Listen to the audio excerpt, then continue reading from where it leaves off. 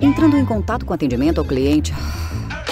Para muitas pessoas é um jeito fácil de arruinar um bom dia, mas na Zendesk nós deixamos a experiência do cliente melhor. Melhor para sua avó, melhor para o seu vendedor preferido de flores, melhor para o cara do apartamento 3A, melhor para você, melhor para todos.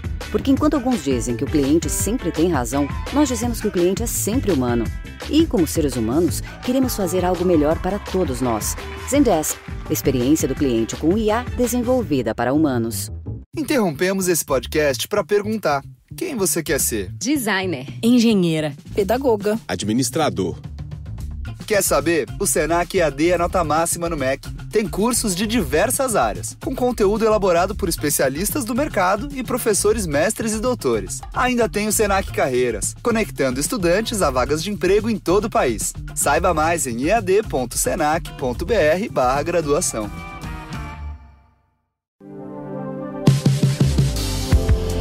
Historias que inspiran y personajes que transforman.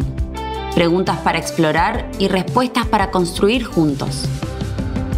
Esto es Conversaciones en Red, un podcast de la Red Educativa Itinere, conducido por Darío Álvarez Clar.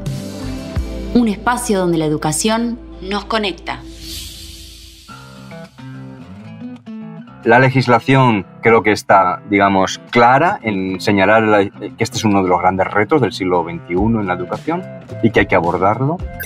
No queremos una tecnología que solo busque la eficiencia en los procesos, que mire todo con números, que mire todo con protocolos o con algoritmos, porque las problemáticas son, y esta es la gran dificultad de la educación, son individuales, son contextuales, son situadas y dependen en cada momento.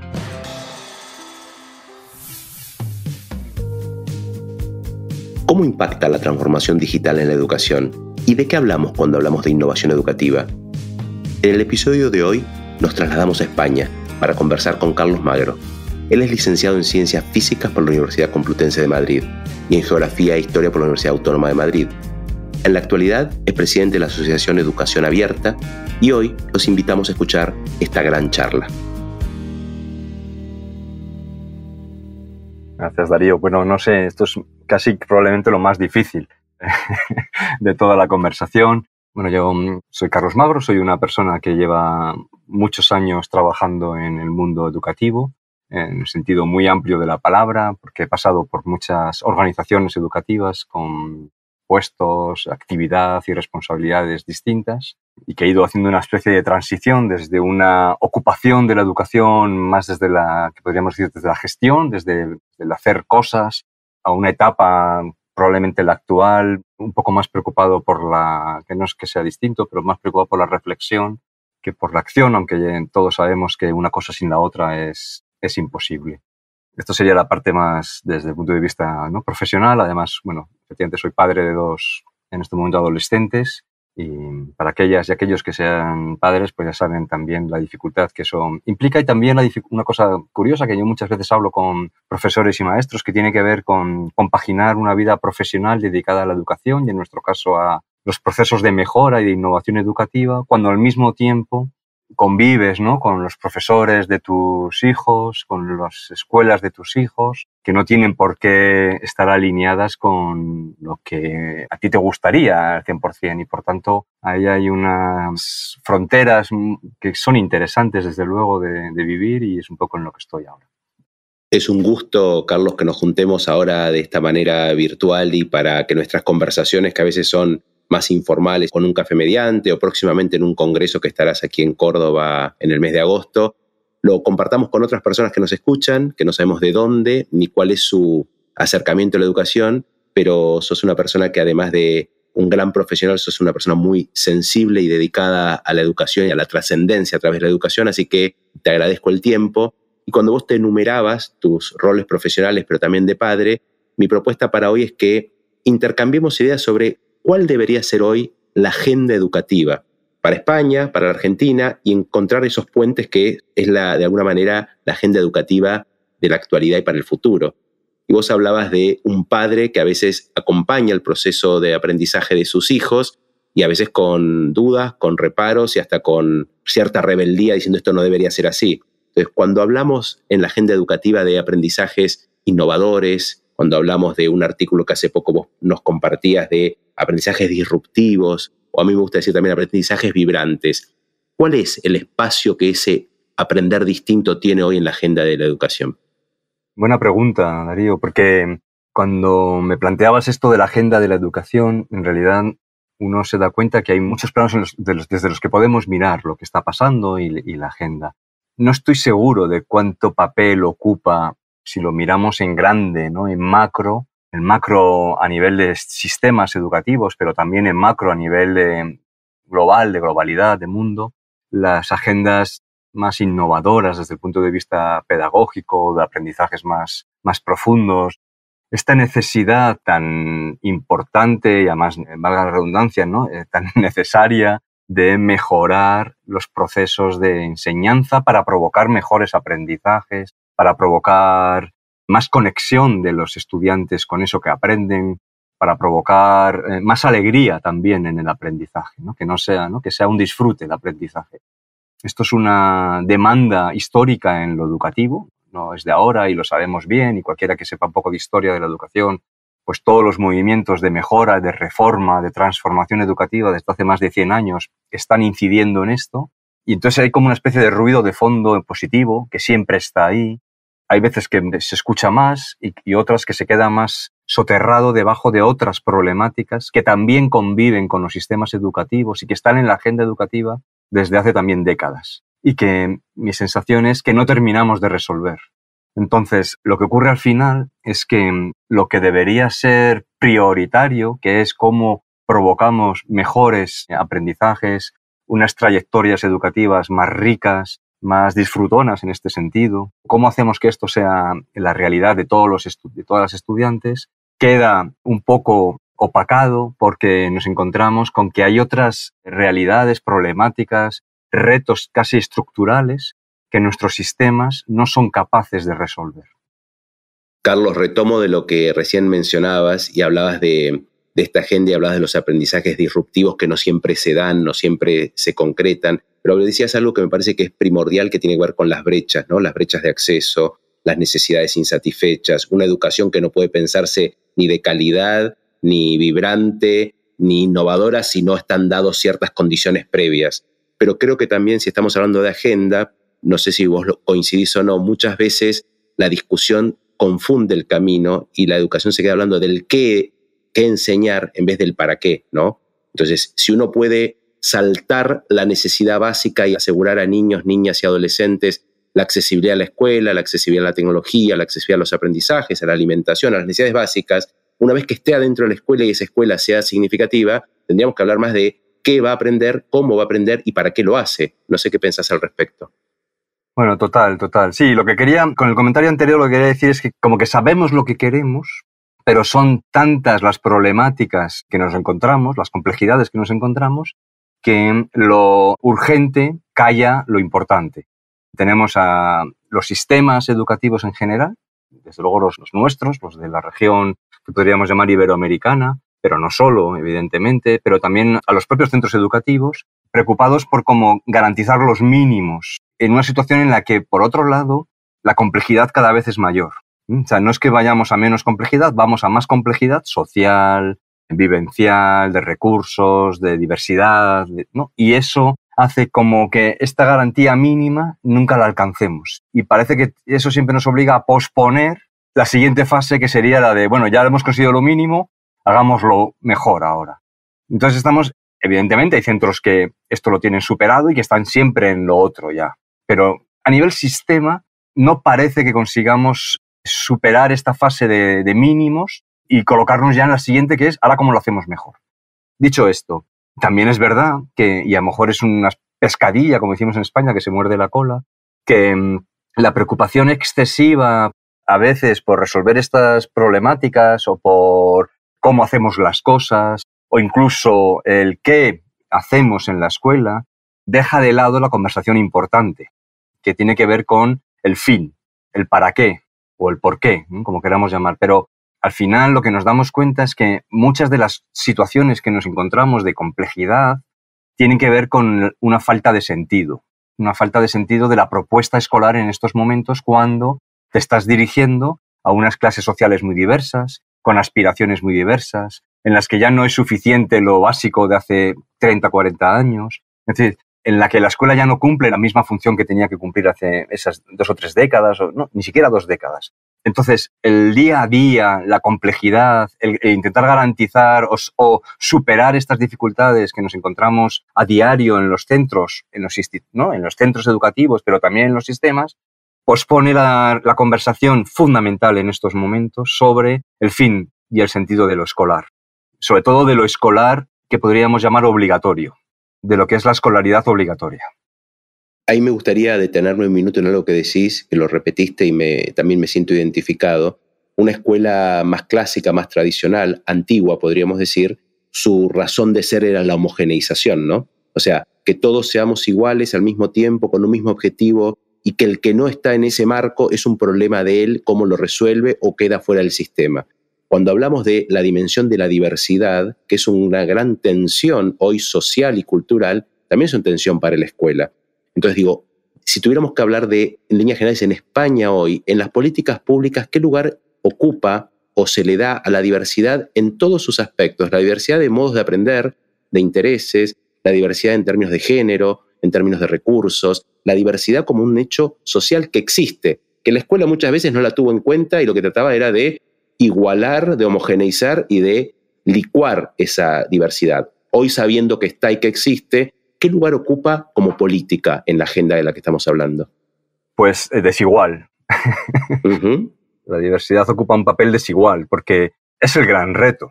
Yo creo que es el gran reto de los sistemas educativos contemporáneos. Hay 2 grandes retos. Yo creo que uno tiene que ver, como planteábamos, con redefinir los fines.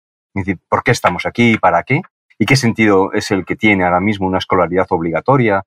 Porque tenemos que entender que la escolaridad obligatoria es un derecho que se vive como obligación, ¿no? Y esto hay que darle unas cuantas vueltas, ¿no? Para darle sentido a esa especie de situación extraña en la que un derecho ganado, que además es un derecho de los niños, de los adolescentes, de los jóvenes, y por tanto nos obliga a los adultos, en realidad ellos lo ven como una obligación, ¿no? El tener que estar y permanecer. Entonces ahí lo que hay es un choque de falta de sentido. Este es un tema fundamental en estos momentos. El otro es el abordaje de la diversidad, efectivamente, en todos sus sentidos.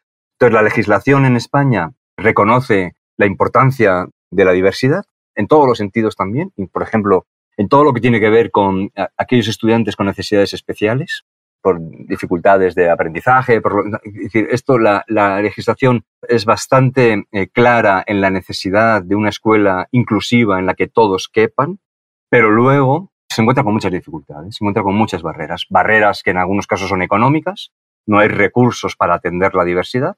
Esta es el más evidente, pero no sé si es el más importante, pero desde luego es el más evidente. No hay recursos para atender en las aulas de secundaria la diversidad. Pero la diversidad que tú conoces bien y que todos conocemos bien, ¿no? Que, insisto, no es una diversidad solo social, ni económica, ni de capital cultural, ni de religión, ni de, ¿no? Sino que también hay diversidades que son profundas y difíciles de gestionar desde los modelos masivos y homogeneizantes del aula ¿no? El aula webera que decía Gita, ¿no? Del 1 contra 30 o contra 40 o 35, lo que sea. Entonces no hay recursos para atender esa diversidad. Esa es la primera. También tenemos una reflexión pendiente sobre el sentido de la escuela secundaria obligatoria, porque si le damos un sentido distinto, si comprendemos el sentido de la escuela obligatoria hoy, creo que seríamos más capaces desde el punto de vista de mentalidad, de cultural y de cultura profesional, de entender cómo abordar esa diversidad. Es decir, entender que lo que tenemos delante son personas con trayectorias muy distintas, que reaccionan ante las situaciones en las que les pone la escuela de manera muy distinta. Por ejemplo, los mismos niños de 13 o 14 años no reaccionan igual en un aula ante la supuesta autoridad del docente. Y no reaccionan igual porque tienen trayectorias de vida totalmente distintas. Y esto hay que entenderlo, porque ante una reacción, imagínate, de un docente, hay un grupo de estudiantes, ¿no? Que va a reaccionar de una manera, que sería a lo mejor la manera tradicional que teníamos de ver, no son problemáticos, entonces decimos. Hay otros, ¿no? Que su manera de relacionarse con los adultos y en concreto con los docentes es totalmente distinta. Y esto genera tensión, y esto genera, ¿no? Problemas. Sí, incluso con un modo de relacionarse con ese adulto que a lo mejor en su ámbito, en su casa, en su familia, está habilitado. está habilitado. O sea que entonces tiene un modo de relacionarse que no es que es solamente la rebeldía adolescente, sino que es un código en donde en su contexto eso está bien. Entonces lo replica porque en su contexto es válido. Eso es, de hecho, históricamente toda la sociología, después de Bourdieu, de alguna manera, cuando él está hablando de hábito, de capital cultural, lo que está diciendo es todas estas cosas. Todo esto que está detrás de las maneras de comportarse, de relacionarse, de interaccionar con los adultos, de interaccionar con los iguales, de interaccionar con el conocimiento, no es solo lo que pasa en el aula, sino todo lo que traes en tu trayectoria vital y de tu familia, ¿no? De tu contexto de vida. Por tanto, para centrar un poquito, ¿no? La legislación creo que está, digamos, clara en señalar que este es uno de los grandes retos del siglo XXI en la educación y que hay que abordarlo. Lo que está fallando son las políticas que aseguran que esa legislación se cumpla. Las políticas ya no tienen que ver con lo que yo digo en los decretos, tienen que ver con qué palancas y qué ayudas doy a las escuelas, a los docentes, a las familias, a la sociedad en general, para poder llevar adelante el mandato que me pone la legislación, que en este caso es la inclusión. Voy a poner otro tema de agenda, que también es otra complejidad y quizás acá tengamos más temas de coincidencia que el que hablábamos recién de la inmigración y del cual has escrito, hemos hablado también por cerca de Gran Vía varias veces, que tiene que ver con la tecnología en la educación. En la tecnología como usuarios, en la tecnología como temores, como riesgos, e incluso con las interpretaciones correctas e incorrectas que entidades como UNESCO emiten y que después sus documentos son mal interpretados y pasamos a decir está todo bien o hay que prohibirlo, ¿no? ¿Cómo ves vos el tema de la tecnología en la agenda educativa? Y veamos qué coincidencias podemos tener, ¿no? Sí, aquí se juntan también como varias corrientes, ¿no? Por un lado, en la agenda global, en la agenda de las grandes agencias transnacionales, la tecnología ha sido un elemento clave, importante, impulsado. O sea, los procesos de digitalización, que es como los llaman, hay quien lo cuestiona mucho el término, pero bueno, los procesos de digitalización, las grandes agencias transnacionales, tipo OCDE, UNESCO, en el caso de Europa, la Unión Europea, la OEI, si queremos en nuestro territorio, ¿no? Que no tiene incidencia en las políticas, pero sí sí genera los espacios para esa discusión. Esto ha sido una prioridad casi, o uno de los temas importantes, y desde todos esos sitios se ha empujado, ¿no? El proceso de digitalización.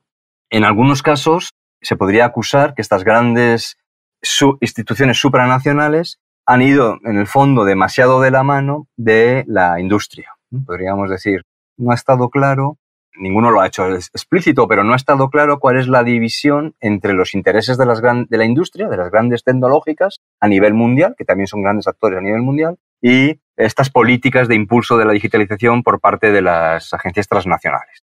Y probablemente lo que nos estemos encontrando en este momento es el resultado de unas políticas mal explicadas, de unas políticas que han prometido y no han cumplido, de unas políticas a lo mejor demasiado con prisas, ¿no? Es decir, la prisa de la digitalización, que parece que es que siempre estamos, ¿no? Que llegamos tarde. Entonces, mi sensación en estos momentos es que nos encontramos, porque esto que te decía a nivel de grandes supranacionales, todos los estados nuestros lo han trasladado tal cual en los procesos de digitalización de la escuela, bien en los procesos de enseñanza-aprendizaje, bien en los procesos de gestión. Es decir, se ha trasladado un poco la instrucción, la presión, la palanca de que la digitalización era una palanca fundamental en la transformación de la escuela.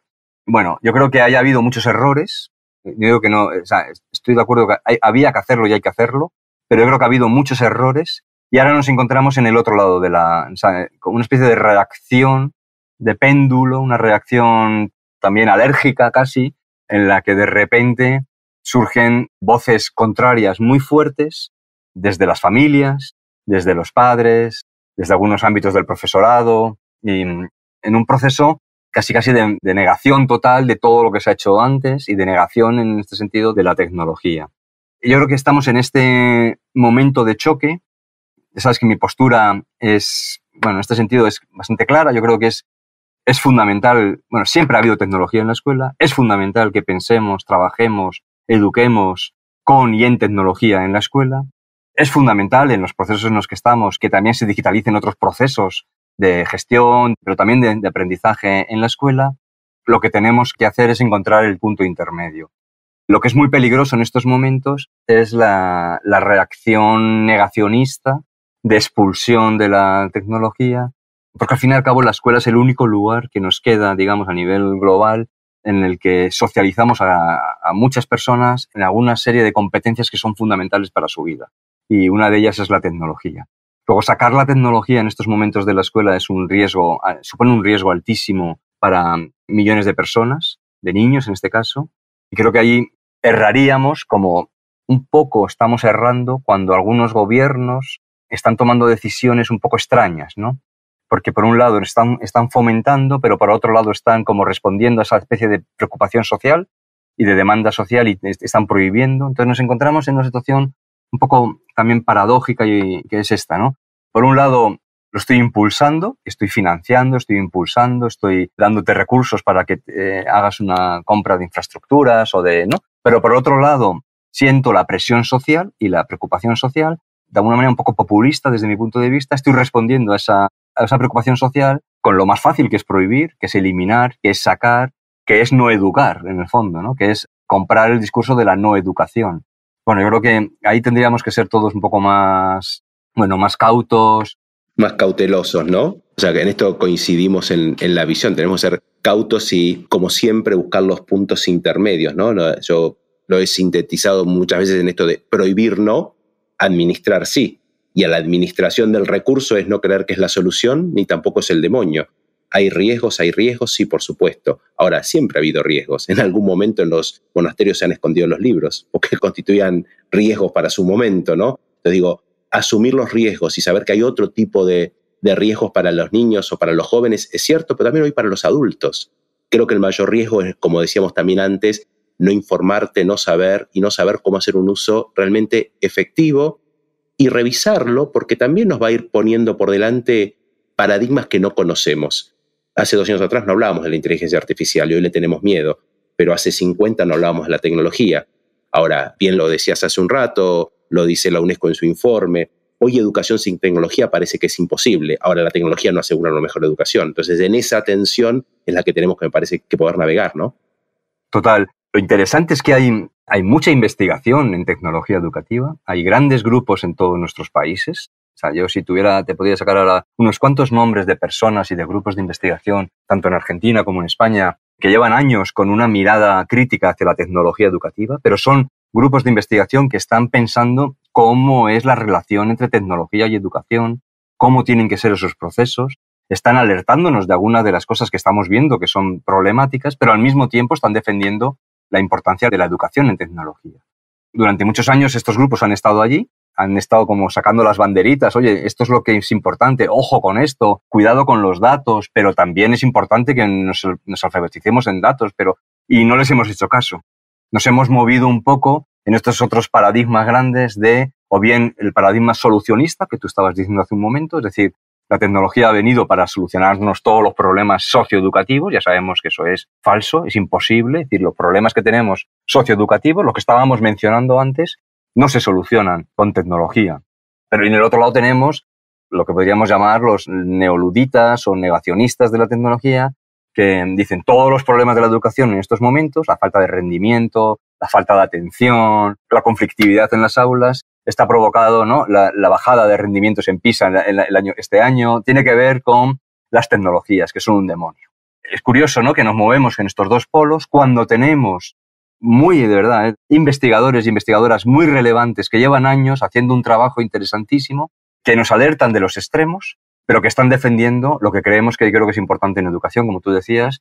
La prohibición no tiene cabida, desde mi punto de vista, en lo educativo. La regulación, la administración, claro que sí, ¿no? O sea, y este es el espacio en el que tendríamos que estar trabajando, que creo que en el fondo es en el que están trabajando las escuelas y las instituciones educativas. Carlos, quiero agradecerte y dejar que vos te despidas de los que hoy te hayan conocido y los que te siguen y te conocen con alguna reflexión acerca de esto, ¿no? Del valor trascendente de la educación y de este compromiso que tan lindo lo dijiste recién, pero bueno, dejo para vos la despedida y te mando un abrazo muy grande.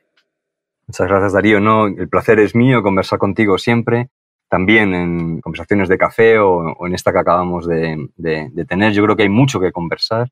que todos aprendemos mucho cuando estamos conversando, porque también es una buena oportunidad para colocarnos en la piel de los otros, que también sería quizá mi mayor recomendación, hacer ese esfuerzo por colocarte en el papel de los otros y de las otras, que son muy complicados siempre y muy difíciles. Y cuando digo esto, digo, si eres padre, trata de ponerte en el papel de tus hijos, desde luego, pero trata también de ponerte en el papel de sus profesores.